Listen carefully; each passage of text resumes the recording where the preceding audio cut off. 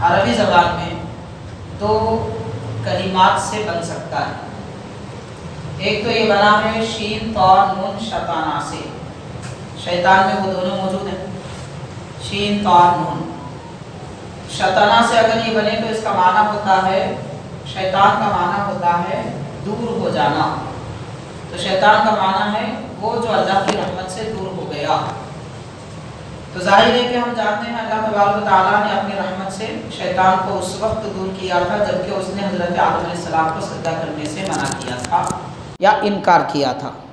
تو اللہ کی رحمت سے ایسا دور ہو گیا کہ اب کبھی پھر رحمت الہی کے وہ قریب نہیں ہو سکتا.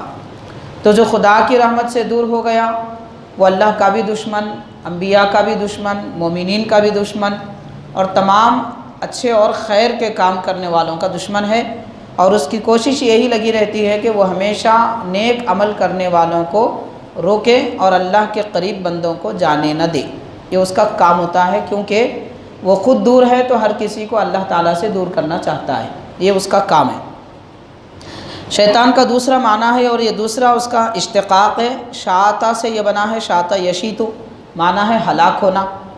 تو شیطان یعنی وہ جو ہلاک ہو گیا، اگرچہ کہ وہ موجود ہے، مرا نہیں ہے، قیامت کے دن مرے گا، پھر دوبارہ اس کو بھی اٹھایا جائے گا اور دوزخ میں ڈال دیا جائے گا، لیکن وہ زندہ رہ کر بھی ہلاک ہے. اس لیے ہلاک ہے کہ وہ اللہ کو راضی نہ کر سکا، اور اللہ تبارک و تعالیٰ کی رحمت کبھی اسے نہیں ملے گی. اس اعتبار سے وہ ہلاک ہو گیا. تو بندہ اعوذ باللہ پڑھ کر اللہ کے دربار میں یہ عرض کرتا ہے کہ اے پروردگار، میں اس سے تیری پناہ چاہتا ہوں جو تیری رحمت سے دور ہے اور جس کو تو نے ہلاک کر دیا اس کی نافرمانی کی وجہ سے. تو معنی یہ ہوا کہ اے رب العالمین، یہ تعوذ میں دعا بھی ہے.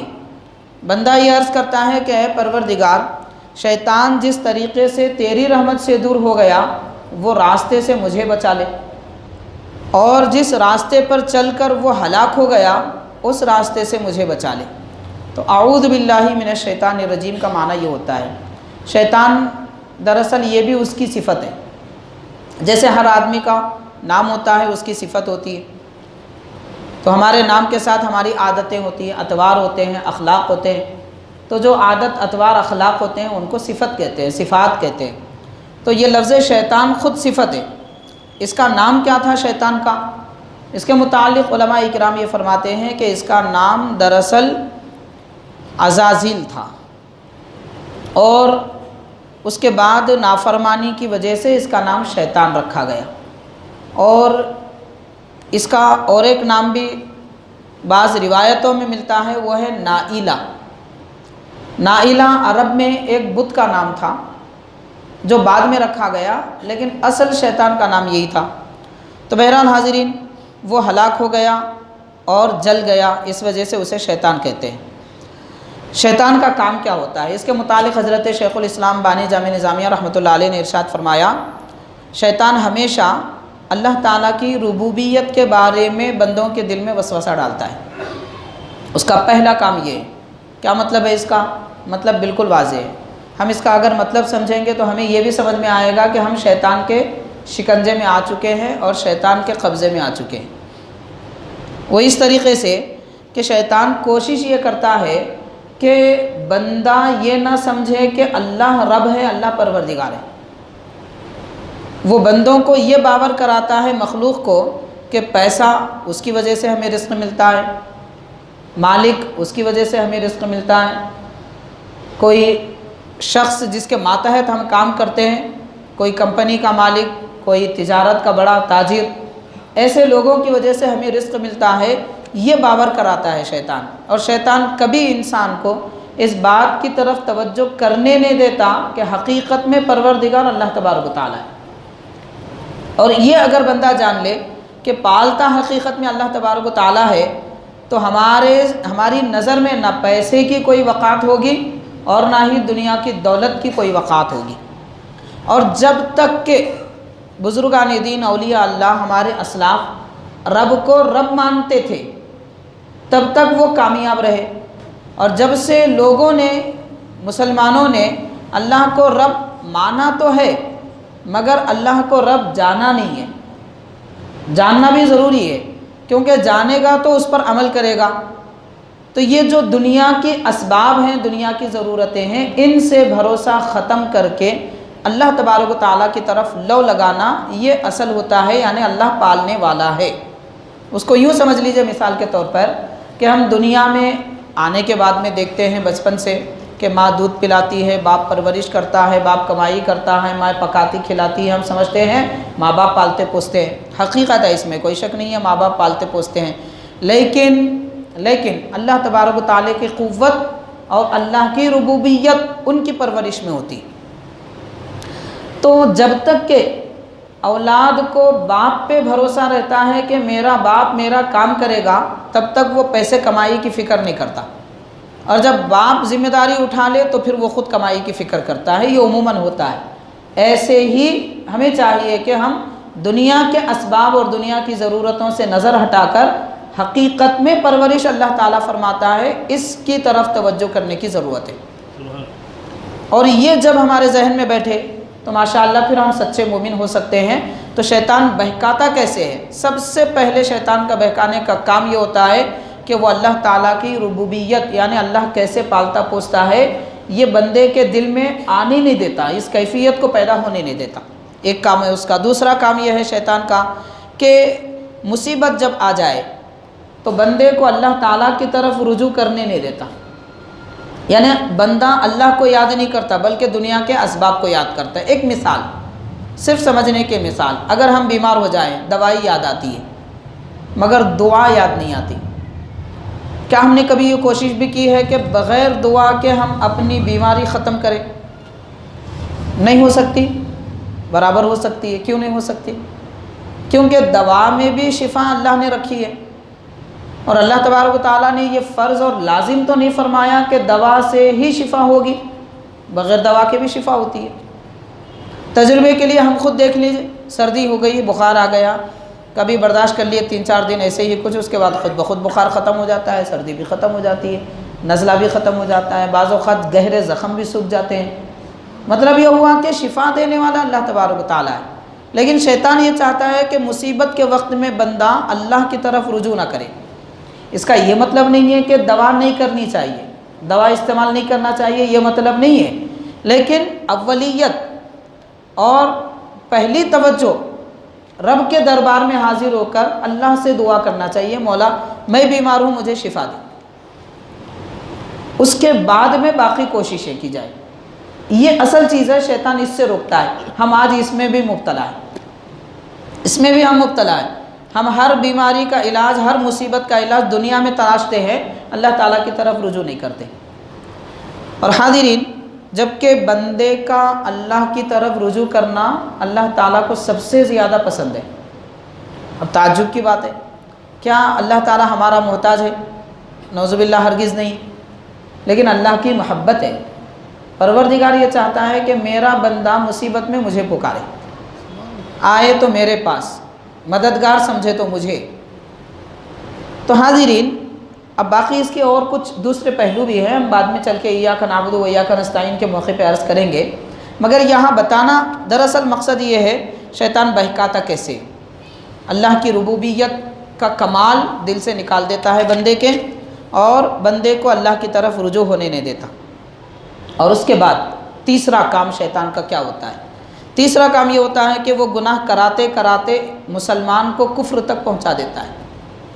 یعنی ایک گناہ کیا کوئی پرواہ نہیں، دوسرا کیا کوئی پرواہ نہیں، تیسرا کیا کوئی پرواہ نہیں، اب اس کے بعد گناہ پر گناہ ہوتے ہوتے نتیجہ یہ نکلتا ہے کہ آدمی گناہ اور کفر میں کوئی فرق محسوس نہیں کرتا۔ اب وہ یہ سمجھنے لگتا ہے کہ گناہ اور کفر میں کوئی فرق نہیں ہے، اس لیے وہ کفر بھی کر بیٹھتا ہے، جبکہ اسے پتہ بھی نہیں ہوتا کہ میں نے کفر کا کام کر لیا۔ یہ کتنی بڑی سزا ہے، اس پر غور کرنے کی ضرورت ہے کہ گناہ ہوا یہ معلوم ہے، کفر ہوا یہ معلوم ہو تو بچیں گے، توبہ کریں گے، استغفار کریں گے۔ یعنی بیماری کیا ہے پتہ چلے تو دوائی ہوگی، بیماری کا پتہ ہی نہیں ہے تو کیا ہوگا۔ ایسے ہی کفر اور شرک میں شیطان انسان کو ایسے مبتلا کر دیتا ہے اسے پتہ ہی نہیں چلتا، تو اس سے بچنے کے لیے گناہ کراتا ہے، تو وہ گناہ سے ہمیں بچنا ہوگا، تو پھر کفر سے بچیں گے۔ حاضرین، اس کے مثال کے طور پر دیکھ لیجئے کہ آج کل کے ماحول میں ہم دیکھتے ہیں کہ ہمارا اٹھنا بیٹھنا دوسرے اور مذاہب والوں کے ساتھ بھی ہوتا ہے۔ خیر یہ ہمارا جمہوری ہندوستان ہے، یہاں پر سب لوگ اپنا حق رکھتے ہیں، ہم بھی اپنا حق رکھتے ہیں۔ اس کے اعتبار سے مگر ہماری اٹھک بیٹھک جب دوسرے مذہب والوں کے ساتھ ہوتی ہے، آہستہ آہستہ افسوس کی بات یہ ہے کہ ان کے طور طریقے، ان کا کلچر، ان کی مذہبیت کی باتیں مسلمانوں میں منتقل ہوتی نظر آ رہی ہے۔ اب یہاں نتیجہ یہ ہوتا ہے کہ ان کے مذہبی تہواروں پر ہم مبارکباد بھی کہہ دیتے ہیں، جبکہ شریعت اور دین کا یہ مسئلہ ہمیں پتہ ہی نہیں ہے کہ کسی غیر کے کفر و شرک کے معاملات پر مبارکبادی دینا کفر ہے۔ کیوں؟ اس لیے کہ کسی کے کفر سے راضی رہنا بھی کفر ہے، کسی کے کفر پر راضی رہنا بھی کفر ہے۔ تو اس طرح ہمیں فرق معلوم نہیں ہوتا، گناہ پر گناہ کرتے کرتے اس کو بھی معمولی بات سمجھ بیٹھتے ہیں۔ ایسے کئی ایک باتیں ہوتی ہیں اور زبان سے بھی بہت سارے گناہ کے کلمات، کفر کے کلمات نکل جاتے ہیں۔ جیسے بعض لوگ کہتے ہیں کسی کی تعریف میں کرنا ہے تو یہ کہہ دیتے ہیں، ایسے کلمات کفریہ عبارتوں میں لکھا گیا ہے فقہ کی کتابوں میں باضابطہ۔ کوئی آدمی یہ کہتا ہے مثال کے طور پر اوپر اللہ تعالیٰ ہے تو نیچے تم نعوذ باللہ استغفر اللہ، تو مطلب یہ ہوا کہ اس نے نیچے اس کو خدا بنا لیا جو اس پہ احسان کرتا تھا یا اس کی ضرورت میں کام آتا تھا۔ تو یہ کفر و شرک کے کلمات سے واقفیت نہ ہونے کی وجہ سے اب گناہ پر گناہ کرنے کی وجہ سے فرق معلوم نہیں ہوتا اور وہ اس طرح کے کلمات ادا کرتا ہے۔ یہ شیطان کا تیسرا کام ہے، بہکانے کا، اور بہت سارے ہیں ان میں سے۔ حاضرین، دوسری بات یہ ہے کہ شیطان کبھی آدمی سے بے فکر اور لاپرواہ نہیں ہوتا، وہ ہر وقت آدمی کے پیچھے لگا ہوا رہتا ہے کہ کب کیسے بہکاؤ، ہر وقت لگا ہوا رہتا ہے۔ جیسے مچھر کو جب بھوک لگتی ہے تو انسان کے پیچھے پڑ جاتا ہے، کچھ بھی ہو جائے ڈنک مارتا ہے اور خود چوس لیتا ہے۔ شیطان بھی یہی کام کرتا ہے، مومن کے پیچھے پڑے رہتا ہے، ایک لمحہ اسے آرام لینے نہیں دیتا۔ آپ سمجھ لیجئے اگر ہم آرام کر رہے ہیں تو مطلب یہ ہوا کہ ہم شیطان کے نرغے میں آ چکے ہیں۔ آرام کا مطلب بے فکر ہو جانا، خوف خداوندی نہ ہونا، آخرت کی فکر نہ ہونا، عبادتوں کی پرواہ نہ ہونا۔ یہ کیفیتیں اگر ہمارے دل میں ہیں تو ہم اس کے نرغے میں آ چکے ہیں، شکنجے میں پھنس چکے ہیں۔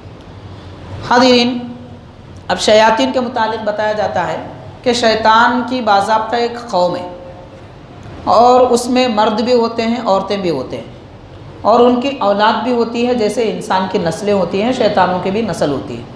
اور جب قیامت کے دن سور پھونکا جائے گا تب شیطان، جن، انسان، فرشتے سب فنا ہو جائیں گے، کوئی باقی نہیں رہے گا۔ اور دوسرا ہے کہ شیطانوں کے ساتھ جنات بھی ہوتے ہیں۔ جن کیا ہوتے ہیں؟ جن دراصل آگ سے بنی ہوئی ایک مخلوق ہے۔ شیطان بھی آگ سے بنا ہوا ہے اور جن بھی آگ سے بنی ہوئی ایک مخلوق ہے، لیکن یہ ہے کہ شیطانوں کے متعلق آتا ہے کہ ان میں مذکر اور مؤنث ہوتے ہیں، لیکن ان کی اولاد نہیں ہوتی۔ شیطانوں کے متعلق آتا ہے مذکر مؤنث ہوتے ہیں مگر ان کی اولاد نہیں ہوتی، اور وہ درمیان میں نہیں مرتے مگر قیامت کے دن مریں گے۔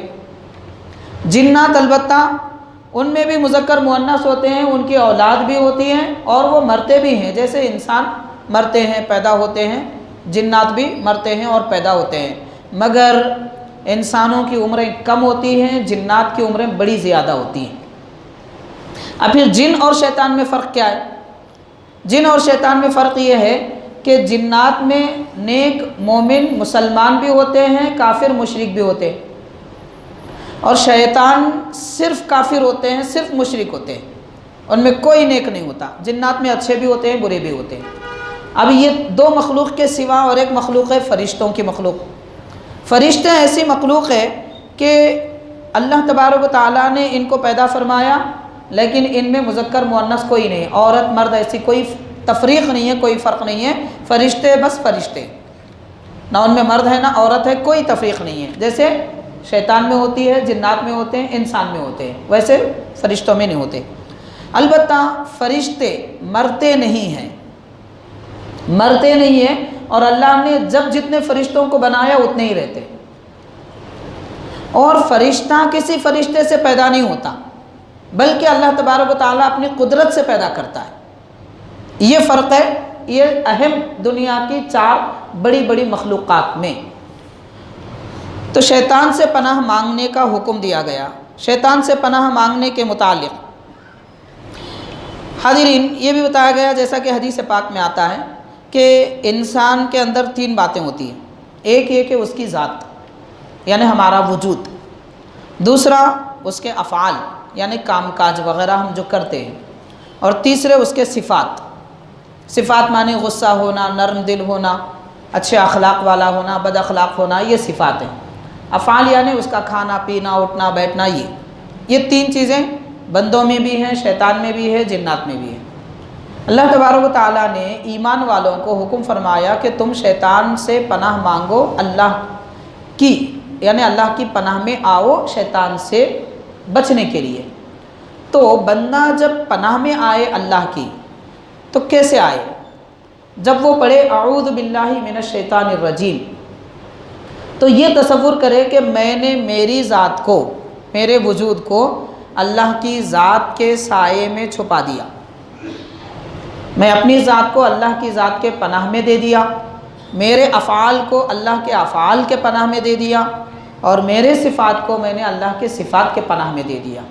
تو ہمارا سارا وجود، ہر حرکت و سکنت اللہ تعالیٰ کے سائے میں، اللہ کی پناہ میں جب آ جائے گا تو پھر شیطان کی ذات، شیطان کے افعال، شیطان کے صفات ہمیں نقصان نہیں پہنچا سکیں گے۔ مثال کے طور پر اس کی بہت ساری تفصیلات ہیں، مگر ایک بات میں عرض کروں گا۔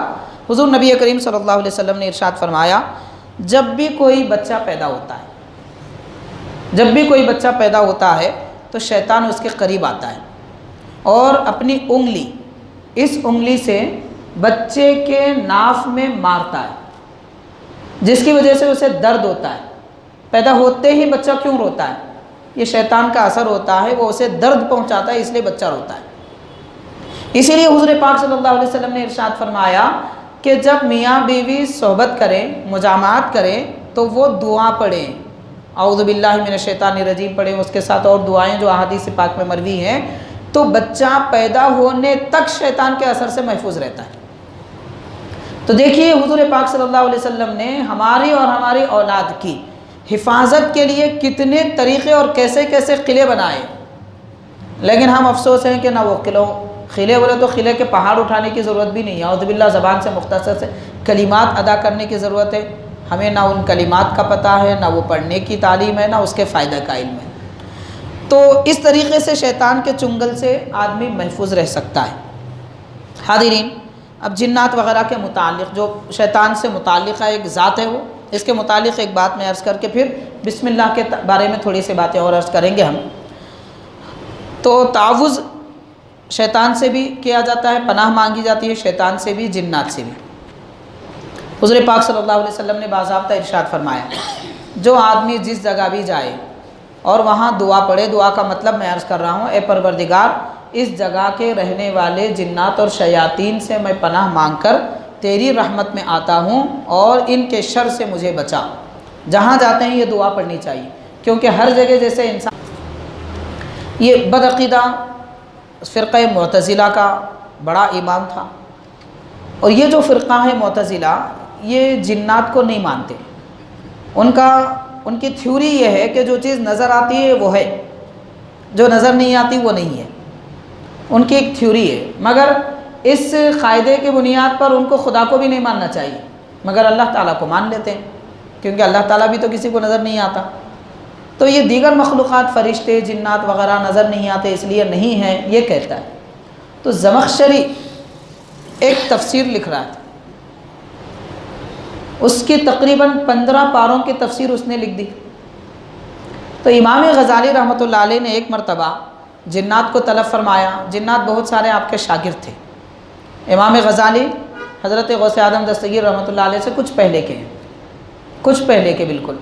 تو امام غزالی بڑے عالم دین ہیں، 500 تقریباً آپ کی کتابیں ہیں، اور انتہائی معلومات آفرین کتابیں، دل کی دنیا سنور جاتی ہے۔ بڑی مشہور جو آپ کی کتاب ہے وہ آپ کی احیاء العلوم ہے، کیمیائے سعادت ہے، مکاشفۃ القلوب ہے۔ بہرحال حاضرین، تو امام غزالی نے اپنے شاگرد جنوں سے کہا، یہ آج کل دنیا میں کیا چل رہا ہے؟ تو آپ کے شاگرد جنات نے کہا کہ زمخشری نے ایک کتاب لکھی ہے اور کچھ دن آرام کے لیے اسے باندھ کر اپنے ایک تابدان میں رکھا ہے، اور اس نے کسی سے نہیں کہا کہ میں یہ کتاب لکھ رہا ہوں، کسی کو بتایا تک نہیں تھا۔ تو امام غزالی نے فرمایا وہ کتاب میں دیکھنا چاہتا ہوں. تو ادھر گئے وہ لوگ اور کتاب لا لی. تو امام غزالی رحمۃ اللہ علیہ نے وہ ساری تفسیر 15 پاروں کی نقل کر لی، پھر جنات کو دے دیا اور کہہ دیا کہ وہاں رکھ دو. وہ جہاں تھی وہیں رکھا گیا. پھر امام غزالی نے زمخشری کو دعوت دی اور بلایا، گفتگو ہوئی. اس کے بعد فرمایا دیکھو میں نے ایک کتاب نقل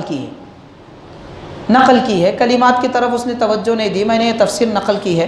جیسے اس نے تفسیر پڑھی کہنے لگا خدا کی قسم یہ کتاب آپ کی تو نہیں ہو سکتی، اگر آپ کی ہے تو پھر میری نہیں ہو سکتی، جبکہ میں نے یہ کتاب لکھی ہے اور اس کا علم اللہ کے سوا کسی کو نہیں ہے، میں نے کسی کو بتایا نہیں. اور یہ بھی ایسا نہیں ہو سکتا کہ ایک ایک حرف، ایک ایک سطر، ایک ایک لفظ وہی جو میں نے لکھا آپ لکھیں، یہ کیسے ہو سکتا ہے؟ تو یہ سن کر امام غزالی نے فرمایا تو پھر کیا کرو گے، آخر کہو گے کیا تم؟ جب کچھ بھی نہیں ہو سکتا تو پھر یہ کتاب جو میں نے لکھی ہے اس کے بارے میں کیا کہو گے؟ تو اس نے کہا آپ ہی بتا دیجئے ماجرا کیا ہے. تو حضرت امام غزالی نے فرمایا تمہاری کتاب میں نے جنات سے منگوائی اور اس کو نقل کیا، یہ میری کتاب ہے. وہ گیا اپنے گھر دیکھا تو واقعتاً وہ کتاب وہیں موجود تھی. تو تب کہنے لگا خدا کی قسم جس بات کا میں انکار کرتا تھا آپ نے اس کا اقرار کروا دیا. میں آج سے مانتا ہوں کہ دنیا میں جنات موجود ہیں. تو حاضرین اس کے انکار کرنے کی کوئی وجہ بھی نہیں ہے. قرآن شریف میں تو ایک نہیں کئی جگہ موجود ہے. سورہ جن تو ایک باضابطہ سورہ ہی ہے. احادیث شریفہ میں، بخاری میں وغیرہ ہر جگہ اس کی تفصیلات ہمیں ملتی ہیں. بہرحال یہ تعوذ جو کیا جاتا ہے، پناہ مانگنا، اعوذ باللہ من الشیطان الرجیم پڑھنا، اس میں تصور شیاطین سے بچنے کا، جنات سے بچنے کا، اور انسانوں میں جو شرانگیز ہوتے ہیں ان سے بھی بچنے کا تصور کیا جا سکتا ہے. یہ تعوذ کے متعلق مختصر سے چند باتیں تھیں. باقی تفصیلات تو ماشاءاللہ اتنی زیادہ ہیں کہ اس کا بیان اگر کیا جائے تو مہینوں اسی پہ گزر جا سکتے ہیں. حاضرین اس کے بعد ہم چلتے ہیں بسم اللہ الرحمن الرحیم کی طرف. قرآن شریف جب بھی اس کی تلاوت کی جائے اعوذ باللہ اور بسم اللہ کے ساتھ کی جائے. حضور پاک صلی اللہ علیہ وسلم نے خاص طور پر ارشاد فرمایا کہ جو بھی اچھا کام کیا جائے بسم اللہ سے اس کا آغاز ہو تو وہ کام تکمیل تک پہنچے گا. کام تکمیل تک پہنچے گا یعنی ہم جس کام کا بھی آغاز کریں، گھر سے نکلتے ہیں بسم اللہ پڑھیں، داخل ہوتے ہیں بسم اللہ پڑھیں، کام شروع کرتے ہیں بسم اللہ پڑھیں، ہر وقت ہر کام کے لیے کچھ دیتے ہیں بسم اللہ پڑھیں، کچھ لیتے ہیں بسم اللہ پڑھیں. اب یہ بات بسم اللہ کی آئی ہے تو یہ بھی میں عرض کروں کہ حضرت سیدنا علی مرتضیٰ رضی اللہ تعالی عنہ آپ آرام فرما رہے تھے.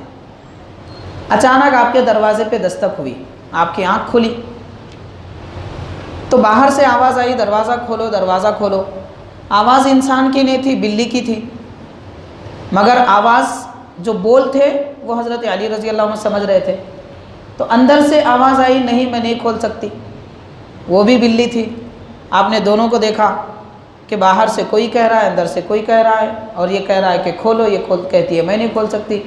تو باہر کی بلی نے کہا بڑی بھوک لگی ہے، کھول نہیں سکتے تو کم از کم کچھ کھانے پینے کی چیزیں، ہڈی گوشت وغیرہ تو باہر پھینکو.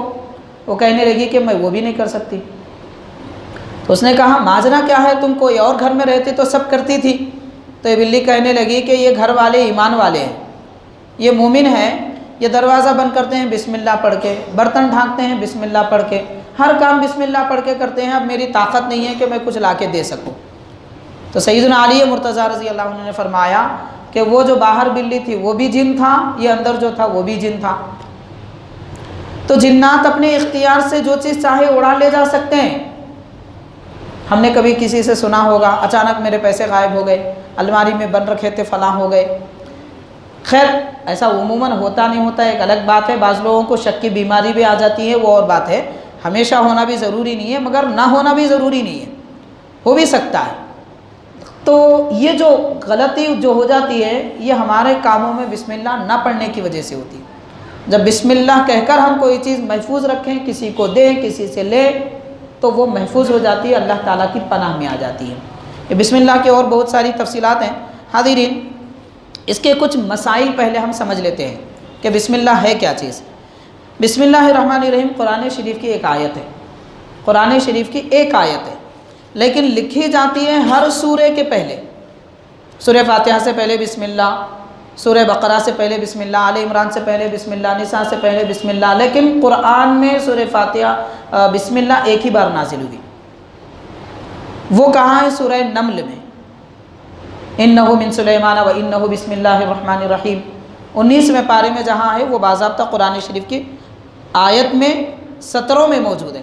پھر یہ ہر سورے کے شروع میں جو لکھی جاتی ہے یہ بسم اللہ اس لیے لکھی جاتی ہے تاکہ جب بھی نیا سورہ شروع ہو بسم اللہ سے شروع کیا جائے۔ یہ قرآن شریف کی مستقل ہر ایک سورے کے آغاز میں جو لکھی گئی بسم اللہ ہے وہ آیت نہیں ہے، 19ویں پارے میں سورہ نمل میں جو ہے وہ آیت ہے۔ پھر یہ دو سوروں کے درمیان میں فرق کے لیے لکھی جاتی ہے۔ بعض علماء دین کے پاس جیسے امام شافعی رحمۃ اللہ علیہ وغیرہ حضرات ہیں، ان کے پاس ہر سورے کے آغاز میں لکھی گئی آیت بھی آیت ہی ہے۔ امام اعظم ابو حنیفہ رحمۃ اللہ علیہ کے پاس آیت نہیں ہے۔ کیوں؟ اس لیے کہ سب سے پہلی بات حضور پاک صلی اللہ علیہ وسلم نے بسم اللہ کی تعلیم دی، ایک ہی مرتبہ سکھایا بسم اللہ الرحمن الرحیم جو سورہ نمل میں ہے، لیکن جب جب قرآن شریف سورے کو ایک سورہ ختم ہوا دوسرا آغاز ہوا تب حضور پاک صلی اللہ علیہ وسلم نے بسم اللہ پڑھ کر نہیں سنائی۔ اس سے یہ ثابت ہوتا ہے کہ ہر سورے کے پہلے بسم اللہ قرآن کی آیت نہیں ہے۔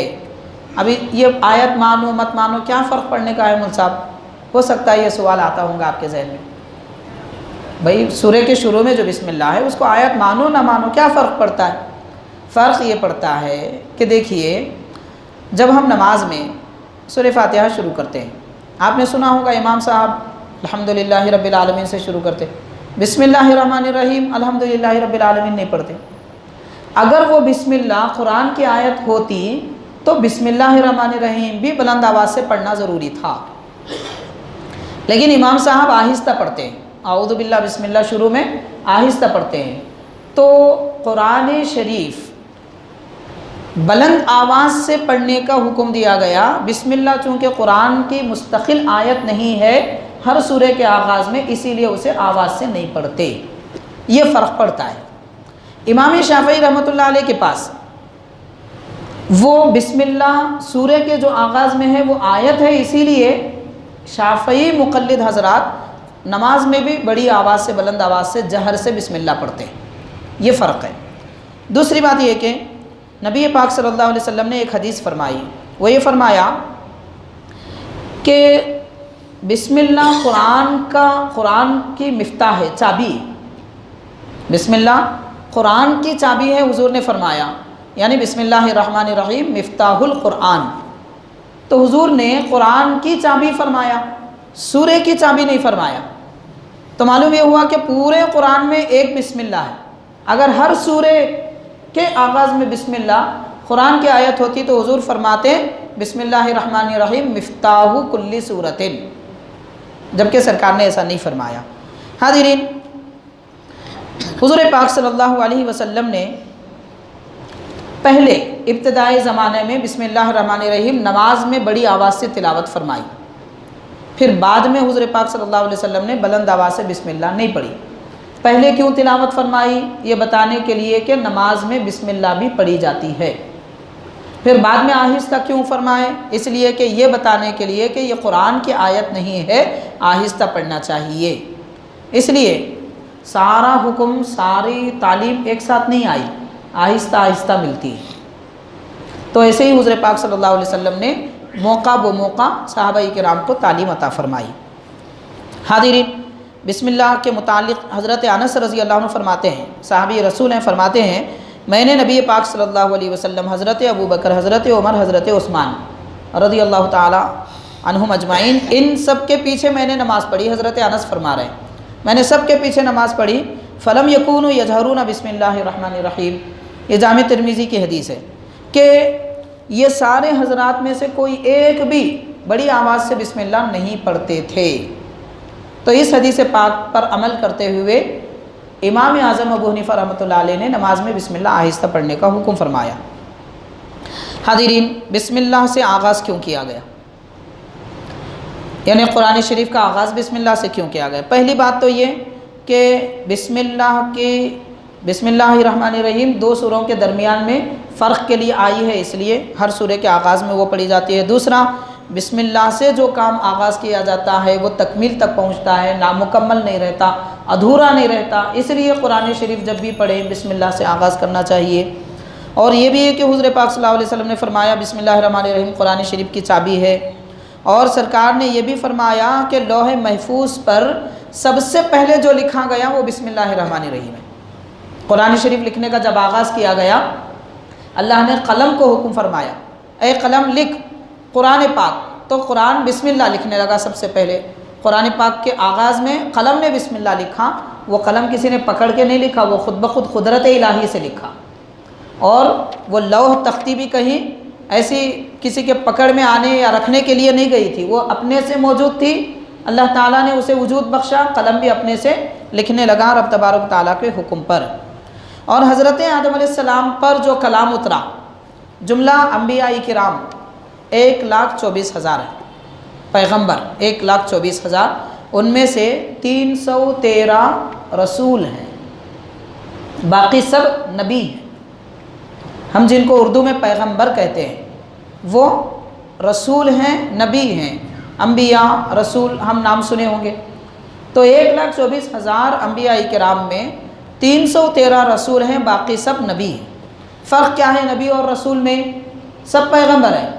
रसूल कहते हैं अल्लाह के वो बरगुज़ीदा महबूब बंदे कि जिनको अल्लाह तबारक व तआला कौम की हिदायत के लिए भेजा और उन पर किताब उतारा। यानी जिस नबी पर किताब नाजिल की गई वो रसूल, और जिस नबी पर किताब नहीं उतरी वो नबी। ये फ़र्क है। तो हज़रत आदम अलैहिस्सलाम पर अल्लाह ने जो पहली वही नाजिल फरमाई, हज़रत आदम अलैहिस्सलाम पर 10 सहीफ़े नाजिल हुए थे, यानी 10 किताबें नाजिल हुई। इब्राहीम अलैहिस्सलाम पर 13 नाजिल हुई। ऐसी इदरीस अलैहिस्सलाम पर कुछ, मूसा अलैहिस्सलाम पर, ईसा अलैहिस्सलाम की किताबें तो हम जानते हैं। तो हज़रत आदम अलैहिस्सलाम पर जो सबसे पहले वही आई वो बिस्मिल्लाहिर्रहमानिर्रहीम थी। और जुमला 113 अंबिया इकराम यानी रसूलों पर 104 किताबें उतरी, यानी किताबों के कुछ हिस्से कर दिए गए थे, किसी को कुछ दिया गया। जुमला 104 किताबें नाजिल हुई, उनमें से 4 किताबें सबसे मुक़द्दस, सबसे अफजल हैं, और कुरान शरीफ उन सारी किताबों में सबसे अफजल है। हाज़रीन, बिस्मिल्लाहिर्रहमानिर्रहीम इसके मुतालिक बाज़ अहादीस शरीफ़ा में जो फ़जीलतें आई हैं हम वो थोड़ी सी अर्ज़ करके फिर उसकी और थोड़ी तफसील अर्ज़ करेंगे। वो ये है कि हज़रत सैयदना अली मुर्तज़ा रज़ी अल्लाह ताला अन्हु इरशाद फरमाते हैं कि आपने फरमाया मैंने एक आदमी को देखा कि वो अपने हाथ से कलम से बिस्मिल्लाहिर्रहमानिर्रहीम लिख रहा है। तो मैंने उससे कहा, हज़रत फरमाते हैं जव्विद हा, आपने फरमाया हज़रत अली ने कि खूबसूरत लिखो, यानी बिस्मिल्लाह जब लिखो तो खूबसूरत बनाकर लिखो, ऐसा मत लिखो कि ज़बरदस्ती को लिख रहे हैं। हुरूफ इंतहाई खूबसूरत हों। क्यों? इसलिए कि जिस आदमी ने भी बिस्मिल्लाह को खूबसूरती के साथ लिखा उसकी मग़फ़िरत कर दी गई। गौर कीजिए, बिस्मिल्लाह अल्लाह तबारक व तआला को कितना पसंद है कि उसको कोई अच्छा लिखता भी है तो उसकी मग़फ़िरत होती है। और ये हमारे खालिक़ कायनात परवरदिगार का एहसान है, बंदों को बख्शने के लिए, माफ़ करने के लिए हज़ारों नहीं लाखों रास्ते बनाए, सज़ा देने के लिए थोड़े रास्ते, मगर माफ़ करने के लिए हज़ारों रास्ते अल्लाह ताला ने बनाए। बिस्मिल्लाह पढ़े माफ़ी मिल गई, लिखे माफ़ी मिल गई, अल्लाह का नाम उठा दिए माफ़ी मिल गई, मोहब्बत से चूमे माफ़ी मिल गई, खुशबू लगा दिए माफ़ी मिल गई, मस्जिद की तरफ कदम बढ़ा दिए माफ़ी मिल। कितनी माफ़ियाँ हैं। इसीलिए अल्लामा जामी रहमतुल्लाह अलैह ने फरमाया था, रहमत खुदा बहा नमी जुयत, यानी अल्लाह की रहमत बहुत कीमती नहीं है कि बड़े बड़े मालदार लोग ही उसे पा सकें, बड़ी बड़ी इबादत गुजार ही उसे पा सकें। अल्लाह की रहमत सबके लिए, सिर्फ इबादत गुजारों, नमाजियों, फलां उनके लिए तो ज़्यादा है, मगर जो अल्लाह की रहमत से दूर है उसके लिए भी रहमत है। तो फरमाते हैं मुल्ला जामी रहमतुल्लाह अलैह, रहमत खुदा बहा नमी जुयत, अल्लाह की रहमत बड़ी कीमती नहीं है बल्कि रहमत खुदा बहाना मी जुयत, वही लफ्ज़ है ادھر بہا رک گئے تو قیمتی ہو گیا، ادھر بہانہ ملا دیے تو بہانہ بن گیا، یعنی اللہ کی رحمت بخشش کے لیے بہانہ تلاشتی ہے۔ اللہ یہ چاہتا ہے کہ کس طریقے سے میرے بندوں کو میں معاف کروں، تو بخشش کرنے کا ایک راستہ رب نے یہ بھی عطا فرمایا، بسم اللہ خوبصورتی کے ساتھ لکھو، بخشش ہو جائے گی۔ حاضرین، اب یہ ایک حدیث پاک ہے بسم اللہ کے متعلق، یہ عام طور پر جو ہماری غلطیاں ہوتی ہیں اور غفلتیں ہوتی ہیں، بے صبری ہوتی ہے، بات بات پہ شکایت ہوتی ہے، اور سبب کو یا کمزور کو ہم قصوروار ٹھہراتے ہیں۔ مثال کے طور پر ایک راستے سے آپ جا رہے تھے، وہاں کچھ ہو گیا، فوراً دل میں آتا ہے ارے میں یہاں سے نہیں آتا تو شاید ایسا نہیں ہوتا۔ یہ جو خیالات ہیں یہ ہمارے اپنے خیالات ہیں، شیطانی خیالات ہیں۔ کسی بھی بات پر، عام طور پر ہمارے گھروں میں ہماری مائیں بہنوں سے بہت زیادہ ہو جاتا ہے، بہت ساری نحوست بھرے خیالات ہیں اور بدگمانیاں ہیں، بدفعلی لیتے ہیں۔ اگر مثال کے طور پر کوئی مہمان گھر پہ آ گئے، اچانک ان کے ہاتھ سے کچھ ٹوٹ گیا یا ٹھوکر لگ گئی یا کچھ ہوا، ارے کچھ نحوست لے کر آئے۔ گھر میں نئی دلہن آ گئی، اس کے ہاتھ سے کچھ گر گیا، برتن وغیرہ، ارے کیا نحوست لے کے آ گئی۔ یہ باطل تصورات ہیں، تربیت کی ضرورت ہے مسلمانوں کو آج بھی بے حد۔ تو دیکھیے نبی پاک صلی اللہ علیہ وسلم کیا فرماتے ہیں، ہماری ایسی باتوں سے شیطان متکبر ہو جاتا، بڑا ہو جاتا اور خود کو بڑا قوت والا سمجھنے لگتا، ایسا ہوتا ہے۔ تو دیکھیے حضور پاک صلی اللہ علیہ وسلم نے فرمایا اذا عثرت بک الدابۃ فلا تقل تعیس الشیطان، یعنی حضور فرما رہے ہیں اگر تیری سواری تجھے گرا دے، ٹھوکر کھا لے، گر جائے، پاؤں میں پاؤں آ جائے، کچھ ہو جائے، تو یہ مت کہے شیطان ہلاک ہو جائے۔ مطلب شیطان کو کیوں یاد کرتے ہو؟ کیا شیطان نقصان دیتا ہے؟ شیطان گراتا ہے؟ تم کیوں شیطان کو قوت والا سمجھتے ہو؟ حضور یہ فرما رہے ہیں جب کوئی نقصان پہنچے تو یہ مت کہو کہ شیطان ہلاک ہو جائے، فَإِنَّهُ يَتَعَاظَمُ حَتَّى يَسِيرَ مِثْلَ الْبَيْتِ، تمہاری یہ بات جب شیطان سنتا ہے تو اتنا بڑا ہو جاتا ہے جیسے کوئی بڑا گھر ہو، اور وہ سمجھتا ہے کہ میں بہت بڑا، میری قوت بہت بڑی ہے۔ اس کے بعد وہ یہ کہتا بھی ہے وَيَقُولُ بِقُوَّتِي صَنَعْتُهُ، میں نے اپنی طاقت سے اسے گرا دیا۔ ہوتا ہے نا ہمارے پاس گاڑی کا ایکسیڈنٹ ہو جائے، ارے وہ شیطانی چکر تھی، وہ جگہ سے ہی نہیں ہے، وہ راستہ سے ہی نہیں ہے، وہ فلاں ایسا ہو گیا، وہ بلی سامنے آ گئی۔ یہ ہمارے خیالات ہیں، ایسی باتوں سے سرکار دو عالم صلی اللہ علیہ وسلم فرماتے ہیں مصیبت آئے، گر جائیں، ایکسیڈنٹ ہو جائے، مار لگ جائے، فوراً بسم اللہ الرحمن الرحیم پڑھ لو۔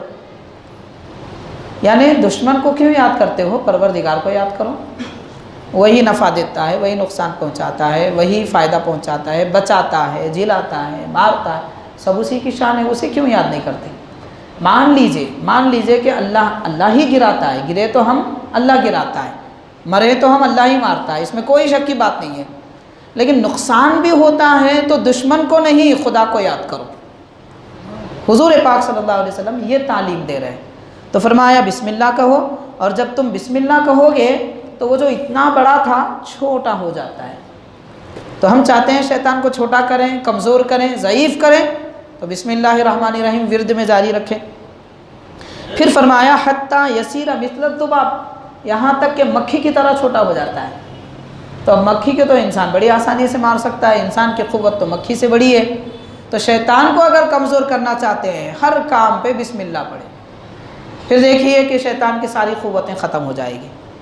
حاضرین، اس کے بعد حضور پاک صلی اللہ علیہ وسلم نے یہ بھی فرمایا من اراد ان ینجیہ اللہ من الزبانیۃ 19، جو آدمی یہ چاہتا ہے کہ دوزخ کے 19 فرشتوں سے بچے، اللہ تبارک و تعالیٰ نے دوزخ کے 19 دروازے بنائے، ہر دروازے پر ایک فرشتہ ہے جو لوگوں کو دوزخ میں پھینکتا ہے۔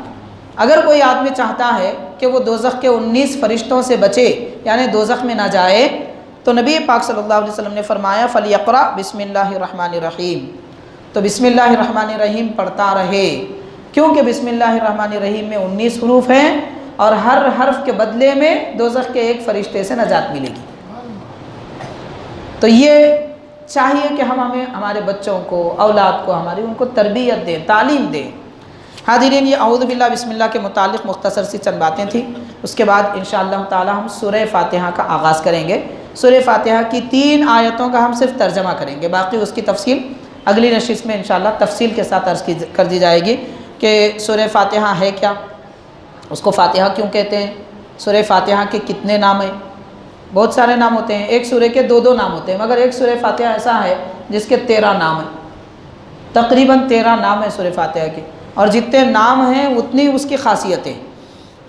مثال کے طور پر ایک ہی آدمی کو آپ کہتے ہیں بہادر ہے، بڑا بہادر ہو تو کہیں گے وہی بہادر، خوب خیرات کرتا ہے، سخی ہے، وہی لوگوں کو کھلاتا ہے، مہمان نواز ہے، کیا کیا نہیں کہتے۔ اگر عبادت کرتا ہے تہجد گزار ہے، ہمدردی کرتا ہے، مہربان ہے۔ ایک ہی آدمی میں کتنی عادتیں اچھی ہوتی ہیں۔ سورہ فاتحہ میں ایسے 13 خصوصیتیں ہیں جو قرآن شریف کے کسی اور سورے میں نہیں ہیں۔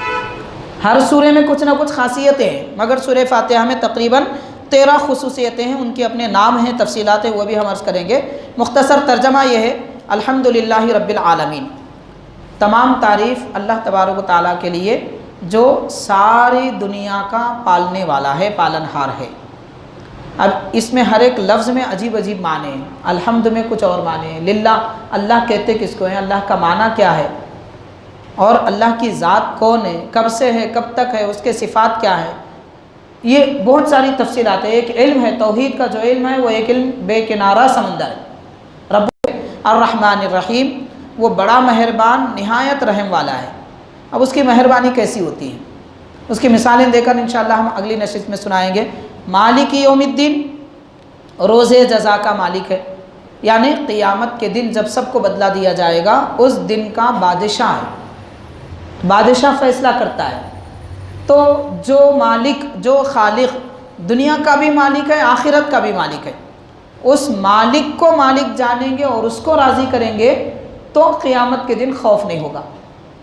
اس کے متعلق ہم تفصیلات عرض کریں گے۔ یہ مختصر سا ان 3 آیتوں کے بارے میں ترجمہ تھا۔ اللہ تعالی ہمیں اس کو سمجھنے کی، اس پر عمل کرنے کی توفیق عطا فرمائے، سورہ فاتحہ کا عامل ہمیں بنائے اور اس کی برکتوں سے مالا مال فرمائے، اور جو کچھ ہم نے کہا سنا اس پر عمل کرنے کی توفیق عطا فرمائے۔